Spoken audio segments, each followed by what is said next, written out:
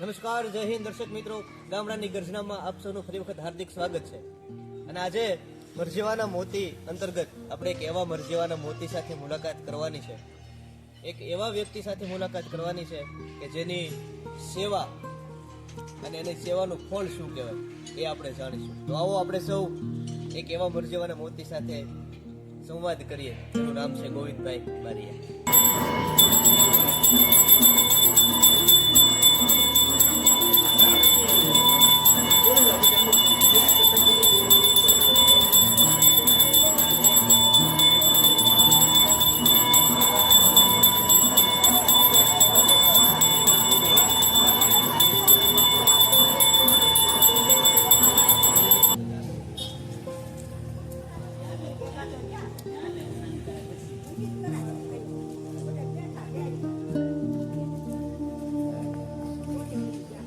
નમસ્કાર, જય હિન્દ દર્શક મિત્રો. ફરી વખત આજે આપણે એક એવા વ્યક્તિ સાથે મુલાકાત કરવા માટે આવ્યા છીએ કે જે છેલ્લા ઘણા વર્ષોથી ભજનદાસ બાપાની આરતી ઉતારી રહ્યા છે, અવિરત સેવા આપી રહ્યા છે અમારા ગામની અંદર. એ કોઈ પણ એને પગાર આપવામાં આવતો નથી, કોઈ પણ પ્રકારનું એની સાથે બંધાણ પણ નથી કે તમારે આ કરવાનું, પણ એ એક નિસ્વાર્થ ભાવથી છેલ્લા ઘણા વર્ષોથી ભજનદાસ બાપાની આરતી ઉતારી રહ્યા છે. અમારા ગામના જ વ્યક્તિ છે, બોરડા ગામના વ્યક્તિ છે, ગોવિંદ બારિયા એમનું નામ છે. અને આવો આપણે એમની સાથે જ સંવાદ કરીએ કે કેટલા વર્ષોથી આરતી ઉતારી રહ્યા છે અને કઈ રીતે આ ચાલી રહ્યું છે. આ અમારા ગામના આ ભજનદાસ બાપાની જે આરતી કરી રહ્યા છે મેં કીધું એમ, એ છે એમનું નામ ગોવિંદભાઈ છે. અને હવે આપણે વાત એની સાથે જ કરીએ. તો ગોવિંદભાઈ, વાતની શરૂઆત કરતા પહેલા તમે થોડોક તમારો પરિચય આપો. તમારું નામ? મારું નામ ગોવિંદભાઈ જીલુભાઈ બારિયા, ગામ બોરડા. ગામના જ વતની છો? આ ગામના જ વતની છીએ. અને ભગત, અમે એમને ભગત તરીકે જ ઓળખીએ છીએ. હું નાનો હતો ત્યારથી બધા લગભગ ભગત તરીકે જ ઓળખે છે આમને વ્યક્તિને, એટલે હું પણ ભગત કહીને જ આમને સંબોધન કરીશ. તો ભગત, તમે છેલ્લા કેટલા વર્ષથી અહીંયા આરતી ઉતારી રહ્યા છો? હું અહીંયા સુરત હતો. સુરતથી આવીને મારે 20 વર્ષથી બાપાની આરતી કરું છું. અને મને ભાવ થઈ ગયો છે કે મારે બાપાની આરતી કરવી છે. હું જ્યાં સુધી બાપાની આરતી થાય ત્યાં સુધી હું બાપાની આરતી કરવાનો છું. વાહ ગોવિંદભાઈ, ભગતનું એવું કેવું છે કે છેલ્લા 20 વર્ષથી ભજનદાસ બાપાની અવિરત આરતી કરી રહ્યા છે, સેવા કરી રહ્યા છે. અને એમને એવો અંદરથી જ એવી ભાવ છે સેવાનો, મેં જેમ પહેલાં કીધું, નિસ્વાર્થ ભાવે જે આ સેવા કરી રહ્યા છે. અહીં આપણે આ મંદિરે આરતી ઉતારો છો, એનો સમય કઈ રીતે? સમય છે સવારના 5 વાગે અને સાંજે 6 વાગે આરતી.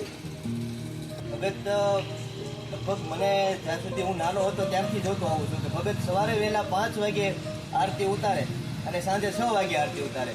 પણ આજના દિવસ સુધી પણ ક્યારેય 5ની માથે 1 કે 2 મિનિટે મોડું નથી થયું. એમ સાંજે 6 વાગે પણ 1 કે 2 મિનિટ મોડું નથી થયું. અને સવારે વહેલા 5 વાગે, શિયાળો હોય, ઉનાળો હોય કે ચોમાસું હોય, કોઈ પણ ઋતુ હોય, ગમે એવી ઠંડી હોય, સવારમાં વહેલા 5 વાગે જાગી અને ઠંડા પાણીએ જ નાય, મોટર ચાલુ કરી લે એની રીતે, અને ઠંડા પાણીએ સ્નાન કરવાનું સવારે વહેલા, અને પછી જ આરતી ઉતારવાની. 5 વાગ્યાનો સમય હોય તો માથે 2 મિનિટ પણ ભગત થવા દેતા નથી. એટલી અવિરત સેવા કરે છે. એટલું જ નહીં, કદાચ કોઈ એવી અગવડતા હોય, ક્યાંક બહાર જવાનું થયું હોય તો સવારે 5 વાગે અહીંયા આરતી ઉતારીને એના કામે જાય. અને જો ત્યાંથી આવવામાં મોડું થાય એવું હોય તો એ ટાળી દેતા હોય છે જવાનું, કેમ કે સાંજની આરતી પણ ઉતારવાની હોય છે. એક પણ દિવસ એ આરતી ઉતાર્યા વગરનો પાડતા નથી. મારે 5 વાગે એટલે 5 જ વાગે, 1 પણ મિનિટનો એમાં ફેર પડવા દેતા નથી. એમ સાંજે 6 વાગે પણ 1 પણ મિનિટનો ફેર પડે નહીં. 6 વાગે એટલે આરતી થાય જ. અને એ પણ સ્પીકર ઉપર આરતી વાગે એટલે આખા ગામને ખબર પડે કે મઢી આરતી થઈ, ભગતે આરતી કરી. પણ ભગતે કીધું એમ, જો ગામમાં એ કોઈ ઘટના બની હોય તો ભગત છે એ માઇક ચાલુ કરતા નથી, આમનામ જ ભગવાનની આરતી ઉતારે છે, જેનાથી આખા ગામમાં ખ્યાલ આવી જાય કે આજે ગામની અંદર કંઈક અઘટિત ઘટના બની છે. અને ગામ છે એ તરત જ ખ્યાલ આવી જાય છે કે આજ ગામની અંદર કંઈક મરણ થયું હશે, તો જ ભગતે આરતી ન કરી હોય. આવી અમારા આખા ગામની અંદર એવી છાપ પડી ગઈ છે. ભગત, આ બાપા સીતારામ સેવા મંડળ જે છે એમનું કાર્ય શું છે? આ ગામની અંદર શું શું કાર્ય કરી રહ્યું છે? ગામની અંદર કાર્ય કરી રહી છે. પહેલાં તો આપણે યાત્રાળુ નીકળે એને તો ચા પાણી પાવાનું શરૂ હોય જે યાત્રાઓ ગમે નીકળ્યા ચા પાણી હોય વ્યવસ્થા કરેલી છે અહીંયા અને એવું લાગે તો આપણને કે મને એવો ભાવ થઈ ગયો હોય કે મારા ઘેરથી હું આ માણસો આગળ હાલીને આવ્યો હોય તો મારા ઘેરથી એને કહી દઉં કે જમવાનું બનાવી નાખો તો એક વ્યક્તિ હોય કે બે વ્યક્તિ હોય તો તેનું જમવાનું હું લાવી દઉં છું અને જમાડું છું અને હું અહીંયા બાપાને ચા પાણી રસોડું કરવું હોય છે. ભગત મેં તમને અહીંયા તો સેવા કરતા જોયા છે, મેં તમને ભગુડા પણ સેવા કરતા જોયા છે. એ સિવાય તમે બીજે કઈ કઈ જગ્યાએ એને શું સેવા કરી છે? હું જાઉં છું અહીંયા તો સેવા કરું છું બાપાની, પણ અહીંયા તો ઘણા વર્ષથી સેવા કરું છું. પછી અમાસનો દિવસ હોય ત્યાંથી ગોપનાથ જાઉં છું, ગોપનાથ ના સેવા કરું છું.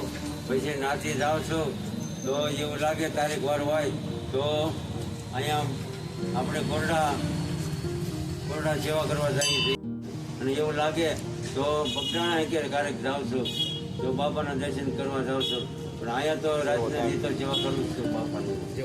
જય બાપા. ભગતે કીધું એમ ભગત ઘણી જગ્યાએ સેવા કરવા જઈ રહ્યા છે, બગદાણા જાય છે, ભગુડા જાય છે, કોટડા જાય છે. ભગત અત્યારે તો આ સમય યુગ છે એ ગાડીનો છે, તમે તમારી પાસે અત્યારે ગાડી કે સાયકલ કે શું વાપરો છો અને કઈ રીતે તમે સફર કઈ રીતે કરો છો? પહેલા કઈ રીતે જતા? પહેલાં તો સાયકલમાંથી જતો અને હવે તો ગાડી આવી તો ગાડીમાંથી જાઉં છું સેવા કરવા. ગાડી લઈને જાઉં છું, 2 જણા જઈએ અને સેવા કરવા જઈએ છીએ. ગોપનાથ જાય છે, પછી કોરડા જાય છે, ભગુડા જાય છે, બગદાણા જાય છે, બધી સેવા કરવા જાય છે.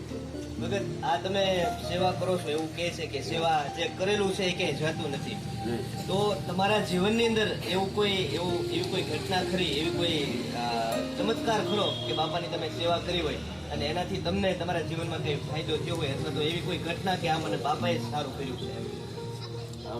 મારે તો ચશ્મા હતા પણ 9 નંબરના ચશ્મા હતા.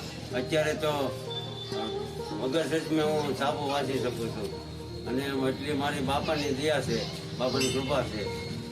હા, બાપા સીતારામની સેવાનું ફળ શું હોય એ આ ભગતની સમક્ષ છે. મેં પણ આમને જોયેલા છે કે આપણે ઓલી સોડા બાટલીના જાડા કાચ આવતા ને એવા ચશ્મા ભગત પહેરતા, એ મેં જોયેલા એને. અને ભગતને ચશ્મા કાઢી નાખો એટલે આગળ બધું અંધારું થઈ જાય, જોઈ ન એકતા. પણ બાપાની એટલા વર્ષોથી સેવા કરે, લગભગ એવું થતું હોય કે જેમ ઉંમર વધે ને એમ દ્રષ્ટિ ઘટતી જાય, જોવાનું ઘટતું જતું હોય. પણ ભગતને ચમત્કાર કયો બાપાનો કે આ સેવાનો એને ફળ કયો. ભગત એટલા વર્ષ સેવા કરી, ભગતને જે સોડા બાટલીના ચશ્મા પહેરતા કાચના એ વયા ગયા અને ચશ્મા વગર મારે ચશ્માની જરૂર પડે છે હજી વાંચવા માટે, પણ ભગતના ઉંમરે હવે ચશ્માની જરૂર પડતી નથી જોવાની. આજ તો બાપાનું પુણ્ય છે, આજ તો આરતીનું ફળ કહી શકાય. ગોવિંદભાઈ બારૈયા કે જેમને બાપા સીતારામને એટલા વર્ષોથી એવી રીતે સેવાઓ કરી અને એમને પુણ્ય સ્વરૂપે એની આંખની દ્રષ્ટિ આવી ગઈ એમ પણ કહી શકાય. અને અત્યારે પણ આ સેવાનું કાર્ય કરી જ રહ્યા છે. અને ફરી વખત આપણે આવા જ વિડીયો સાથે અને આવા જ વ્યક્તિ સાથે બીજી વખત મુલાકાત કરીશું અને એક સાથે આપણે સૌ બાપા સીતારામની જય નાથ સાથે છૂટા પડીએ.